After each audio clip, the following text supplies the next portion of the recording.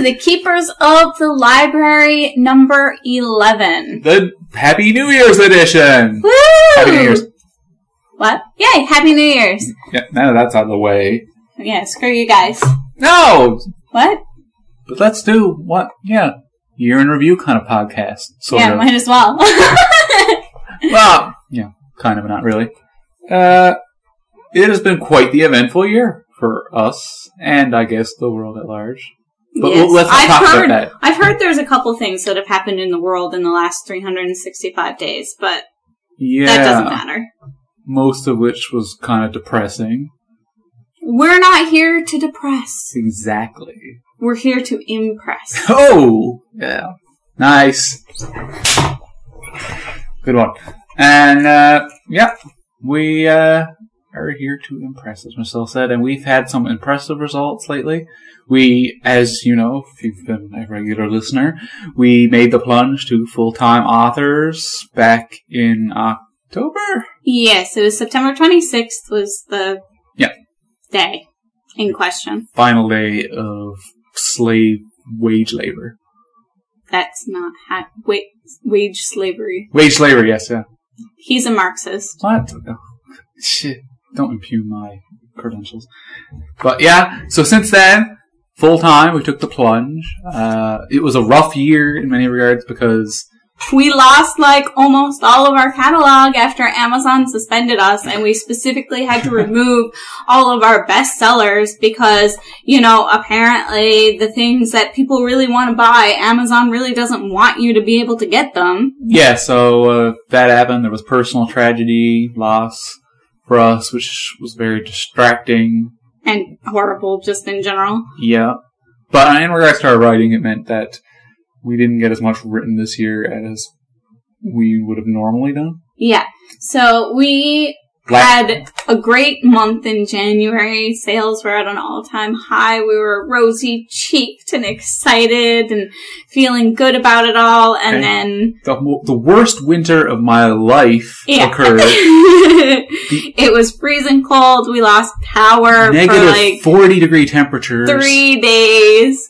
Buried under snow, power. Yeah, that was just the one time. Power went out more than 3 days. It was just 3 days in a row. The snow started in October, so by the time January came, like, we were covered in like 70 centimeters of snow or something like that. And then, which is like, what? A lot of inches. A few feet for you? Yeah. So, then, well, I'm 120 centimeters, I think. Yeah. So, I'm like 5'1". Yeah. So, like, a little over half that. So, over 3 feet. Yeah, when the power went out, it was at its worst. It was, like, worse. It was lower than negative 40 at points. No power for heat. Our backup heat supply didn't work. We tried to have hot dogs cooked over a candle flame. It was as bad as it sounds. That was a really shit idea you had. That was horrible. It was the worst thing I've ever eaten. But yeah, our backup, heat supply and cooking kit didn't work. It was a total bullshit thing that, like, it wasn't even that it was defective, it's just that they totally conned us on it. It was marketed for what it wasn't. It couldn't do it. It was saying, like, oh, use this, and when the power goes out, and you can have a heat source, and blah, blah, blah, but you can't use it inside. I'm sorry, but if I need a heat source, I'm not going outside for one. But yeah, they hid the you can't use it inside part. Yeah, that was like that was nowhere present. Like, that was only inside the box.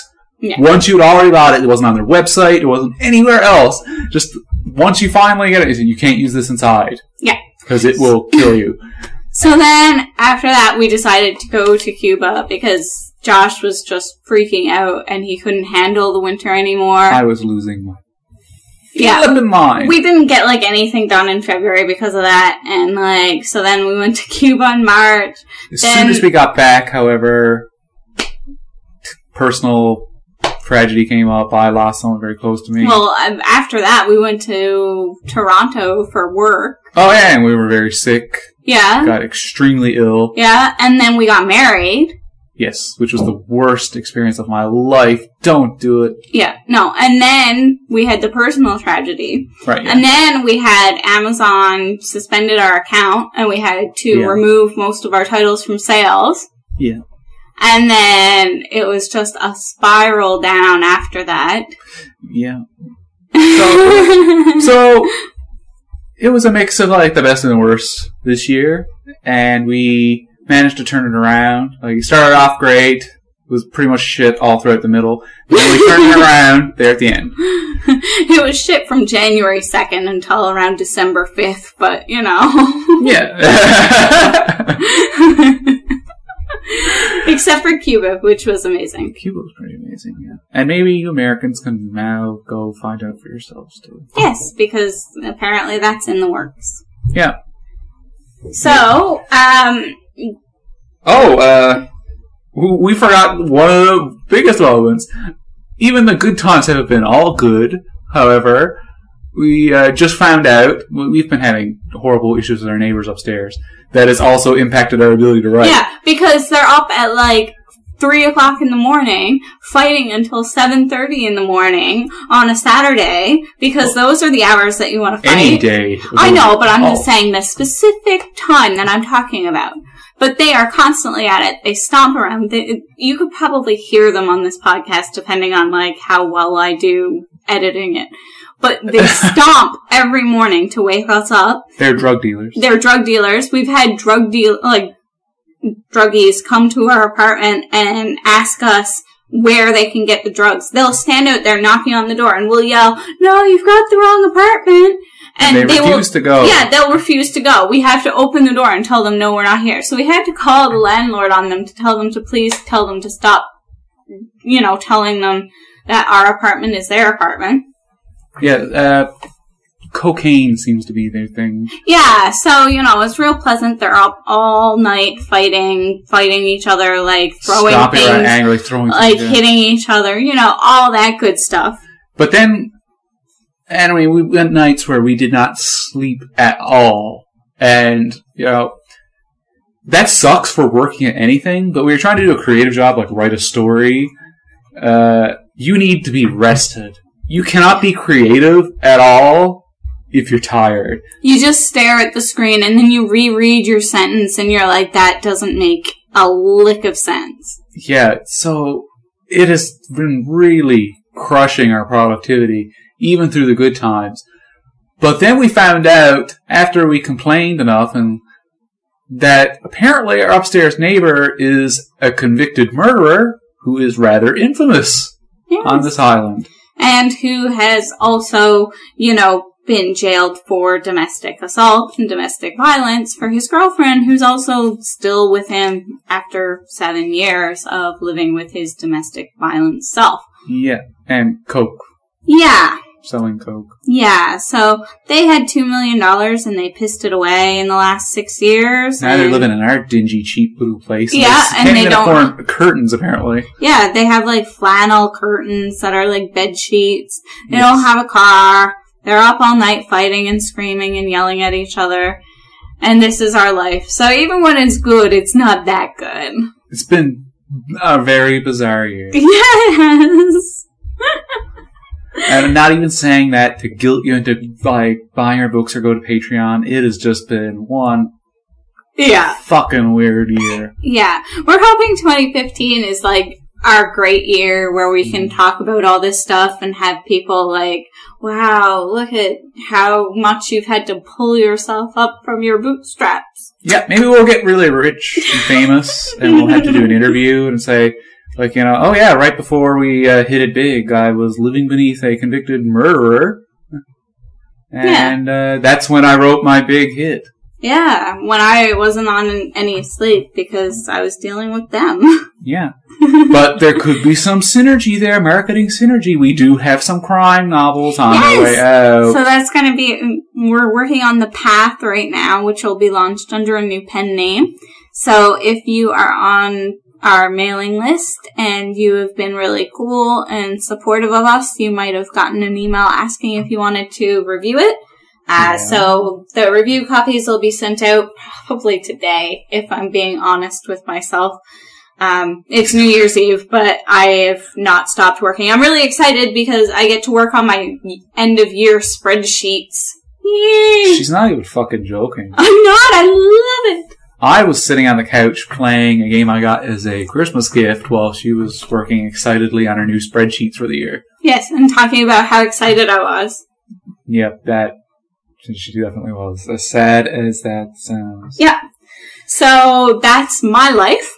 Mm-hmm. But like I said, we had some success in December. And what was that success at, you might ask? That is a thigh roll. Yes. It's like a drum roll, but it's performed on Michelle's thigh. And it's more seductive or something? Not. Okay. Just say it. Yes, Just say it. It is more seductive. But, we actually managed to hit number 5 overall on Amazon for erotica. Very briefly. Yes, we missed it. We were sleeping. But we went down to number 7 and we saw that one. Yeah. For erotica, and we've been writing a lot of contemporary erotica for the month of December. Yes. Under the Candy Quinn pen Yes. name.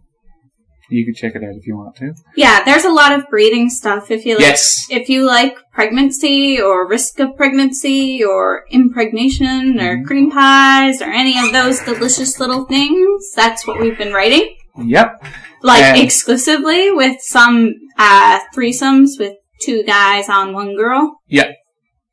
Yep. So who knows who their daddy is? Surprise! But we also had some success too with some stories on our JM Keep name, some shorts, some shifter. Yes, called Erotica. Packing It In, because she does it with the pack. And they're packing it in. Yeah, and the second one's called Not All at Once. Yep. Packing it in. Not all at once. Yeah. It's satirical, but it's also sexy still, so. Yeah, Either way. it's lighthearted and it's fun and it's sexy and whatever. It was awesome to write, fun to read. Yeah.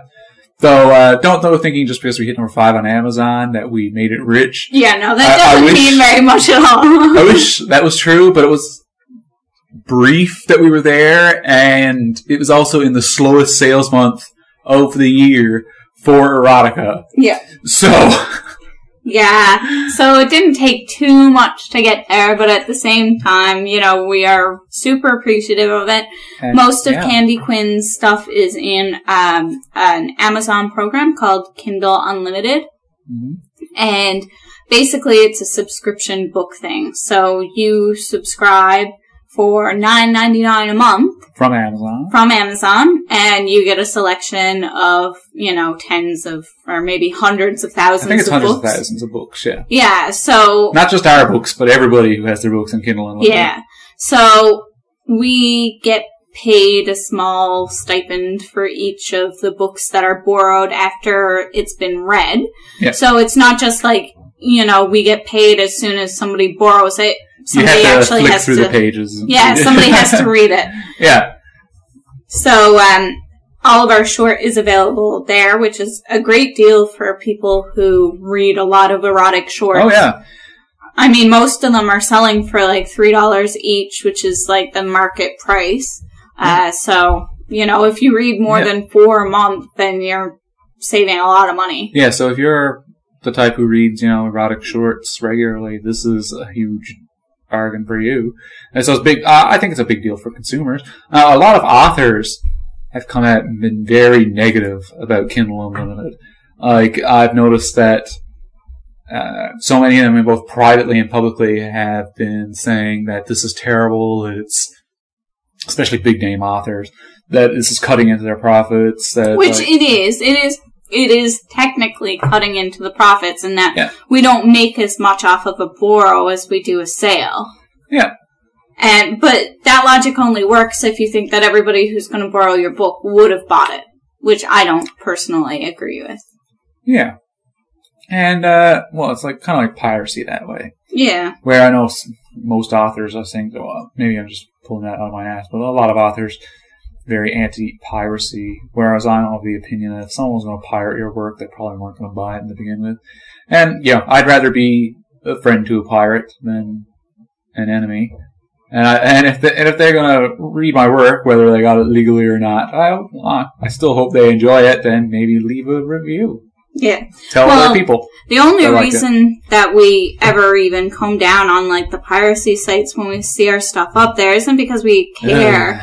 It's just because if we're in the Kindle Select, Amazon punishes us. Yeah, basically, if we have our books available elsewhere for... Even if it's done illegally, through pirating sites, then we get a notice telling us that, there's been a black mark put on our account, and if we continue to enroll books that are available elsewhere, then we won't have access to the program anymore, which would mean our sale, which would destroy our livelihood. Yeah. We wouldn't be able to write anymore. Yeah, we wouldn't have any ability to provide for ourselves for a really long time. It would take a long time to, She's a long-winded way of saying that, we wouldn't be able to make a living.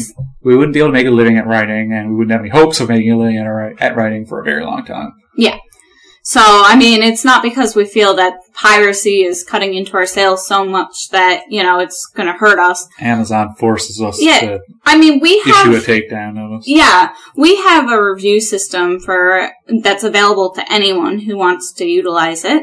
Yeah. So you can basically check out any of our books from us. We'll send you the books, and you can read them for free, and we ask that you leave a review in return. Yeah, if you like it, we'll leave a review. Yeah. If you don't, I'm not going to pressure you to leave a review. Yeah,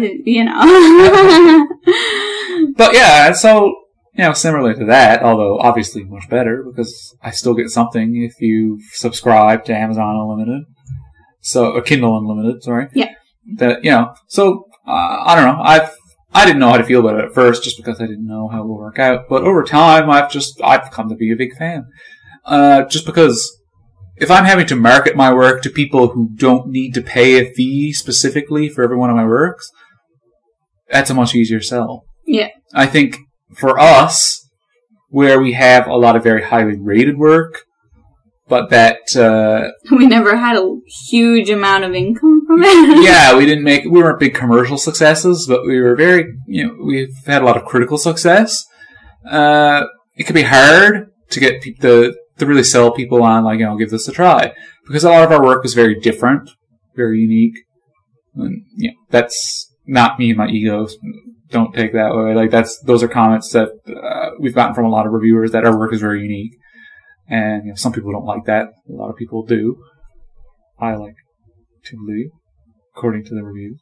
We've got a good author ranking in regards to reviews. So, it was always a very hard sell. But, if you've got the subscription and you can try out our work for free, then that's not as hard of a sell. Mm-hmm. It's just a little bit of your time instead of some of your money and a little bit of your time. Yeah.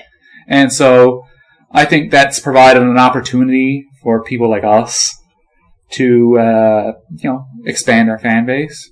And I'm hoping, in the long run, it'll also make serials more feasible. Yeah. Because I know so many readers are really anti-serials. They don't like following a long story if it's going to be cut up into little serials that come out in pieces now and then. They think it's, exploitative and you're charging too much money. Despite the fact that that's how books, often were released, especially during the 20s and 30s and 40s. Yeah. It only kind of became the norm to not do that when the big publishing houses 70s and 80s made such a huge monopoly of it. They're not a monopoly, but a cartel, really, over the whole publishing industry, and that really shafted authors by cutting them out of the profits and forcing them to write much longer works for less money. That, became the norm, that, you'd have these big, huge novels rather than lots of shorter stories. Mm. But, so for those readers who don't like that, now, it's we can do serials and we can market it towards the Kindle Unlimited people who can then read our stories as we write them. Again, they come out in these chunks and it doesn't cost them a penny extra. Mm. But then, the people who are very anti-serial and they don't want to be in Kindle Unlimited can wait until the big omnibus comes out that can, the finished work. Yeah. So I'm hoping that's going to work out. Yeah, no, we're big fans of trying to appeal to, people's income. We recognize that everybody's kind of at a different place, obviously. We have people who are, poor college students who can barely afford food and, up to... We've been there. Yeah, up to professionals. And we understand that, we don't want to create any barriers to trying our work because it's more important that you guys read it and like it and are able to access it than it is for us to, be strict upon how we want to do things. And just kind of force it that one way because we prefer doing X, then we hope that you prefer reading X because that's all you're getting. The one downside to it is that the being Kindle Unlimited requires us basically to only be on Amazon. Yeah. So now it's getting harder to find our works in places that aren't Amazon. Yeah, well, it's impossible, but yeah. I mean, it's just... Amazon owns most of the marketplace, and unfortunately, Barnes & Noble and iTunes, sorry, our upstairs neighbors are knocking on the floor for whatever reason. Yeah. So I'm losing my train of thought. Yeah, if you notice that our talking is very disjointed, it's because of the constant shouting, yelling, thumping, throwing noises coming from below. Yeah. So, unfortunately, Barnes & Noble and iTunes have not been doing a very good job in allowing consumers to find books. Everybody has been reporting that their book sales on those vendors have been dwindling, us included. We just haven't been making very much there. It doesn't seem like there's a very big audience of people buying ebooks there. Yeah, and so, we've always been of the opinion that we want to be wherever people are buying books. Yeah. If you want to try out our stuff and you don't own a Kindle, you own any of the other e-readers or whatever, we wanted to be able to cater to you. Though, to be fair, you can still read even if you don't have a Kindle. I have an Android tablet and I can read the Kindle app on that and on my phone. Yeah. So if you have any Android operating system stuff. You can even read it on your computer. They have a Kindle e-reader for your computer as well. So, cool. I mean, it is accessible through multiple devices. Yeah. I think I have 7 devices hooked up to my Kindle account or something like that. So, I mean, it does have DRM in that you can only be reading it yeah. I think you can only have it open in one account or something like that. I think it's 2. Yeah. Or 3.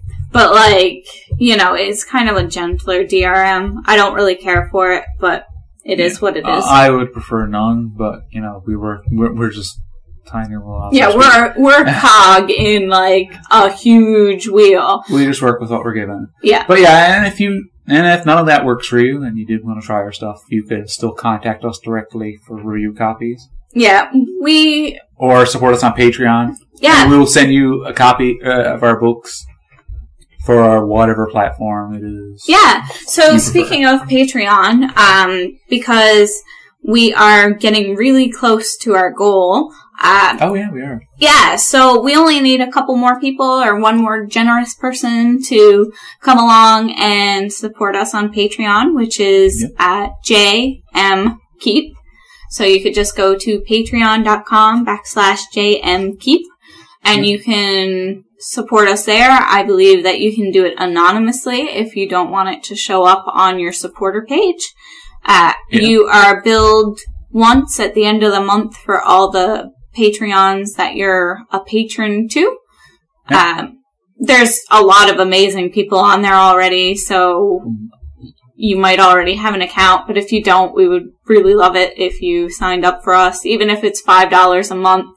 We send out a free book every month once we reach our goal, and then... We've been giving out free books anyway. So yeah, we do that anyway. But once we reach our goal, we're going to write a book specifically for our patrons on Patreon. Yeah, and it's going to be exclusive to Patreon for the first 2 months. So you guys get to read it before anybody else. It will be something probably a bit more edgy than what we're able to publish on Amazon. Yeah. So if you like our edgier and darker works, then it's definitely something to look at. Once we reach our second goal, we're going to be doing a novella every month exclusively for the supporters on Patreon. So yeah, fun times. Yeah. So check that out. Patreon.com/JamKeep. That's my Patreon spiel. Yeah. We're also going to be doing a video for that soon. In the new year. It's one of our resolutions to get the Patreon video up so you can see our... Oh, I need to bulk up. Yeah. And I need to slim down. Oh, yeah. But, on our work, one of the challenges with her recent focus, writing a lot of this contemporary erotica, and what's always been a challenge is when you write sex, and that's what you're doing, the challenge to always keep it, like, unique and interesting, and it's always a big deal. I mean, so many people dismiss erotica, and, there's a lot of erotica worth dismissing, I'm sure. Like, any genre of writing or anything people create. There's going to be shitty stuff crap. All over. Yeah. And you take anything, it's going to be mostly crap. That's just the world. It's just a matter of relativity.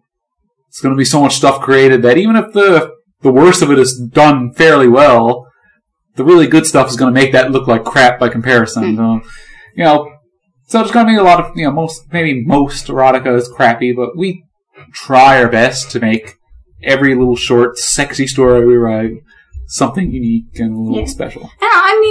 I'm not tooting our own horn or anything, even though I am, but I actually do think that we actually do a really good job with it.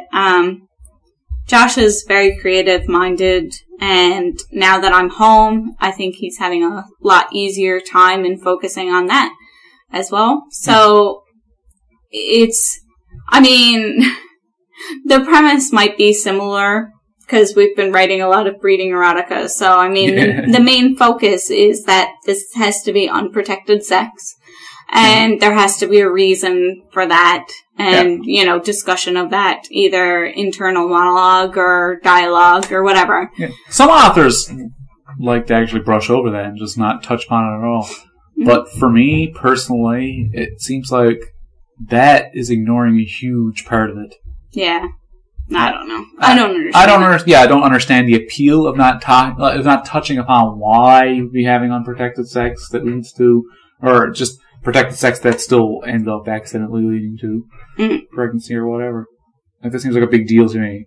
Yeah. And so, like, a lot of our stories, like, some of them are more lighthearted. Like, we have some stories that take place on an island where it's sort of the cultural tradition that, women sleep around. And so that all the guys that kind of slept with her have a stake in her child, because they are the potential fathers, and it's kind of like a cultural tradition handed down. That was a kind of like lighthearted idea.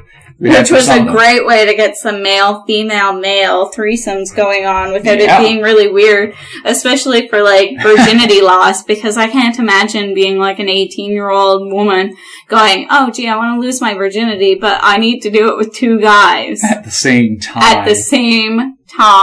Yeah. But, it was kind of fun. And, just playful. I like that. Yeah. Then we did a bunch in that series. We did, yeah. The fertile first time.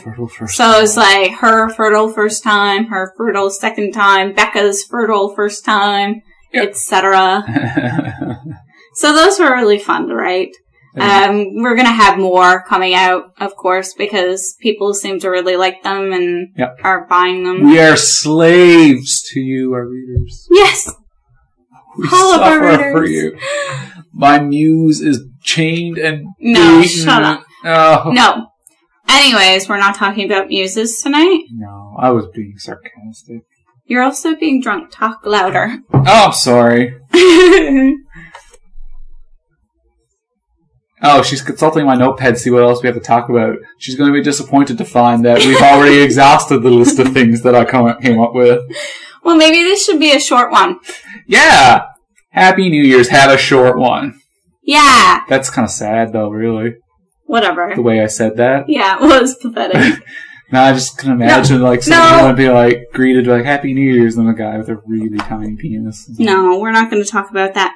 we are going to talk about all the ways that you can connect with us in the New Year's, because this is our podcast, and if we can't at least talk about all the ways that you can get in contact with us, then we are not doing a very good podcast. Yeah. I mean, you could just hit us up, ask us questions through like ask.fm. You could do so anonymously if you are embarrassed. Yeah. Ask us anything. Yeah. So you can use Ask FM. I think we're JM Keep there. We are on, I don't know how to pronounce it, TSU, the new social media. You're the only one of us who uses it, so I don't know why you'd ask me how it's pronounced. Shut up. Alright. So we are JM Keep almost everywhere. So we're on we're on Facebook.com/JM Keep. We also have stuff for our pen name Candy Quinn. Yeah. You should definitely sign up for our mailing list, because we send out emails probably once or twice a month with sales and discounts, as well as soliciting reviews for our new releases so you can read them before anyone else. Mm-hmm. I will link all of these down below. As well, we also talked about our Patreon, which you should consider supporting. Yeah. And our Amazon sales pages. Yeah. And Twitter, I'm a big fan of. Yeah, Josh loves Twitter. You can find Michelle at JMKeep, and I'm at JEKeep.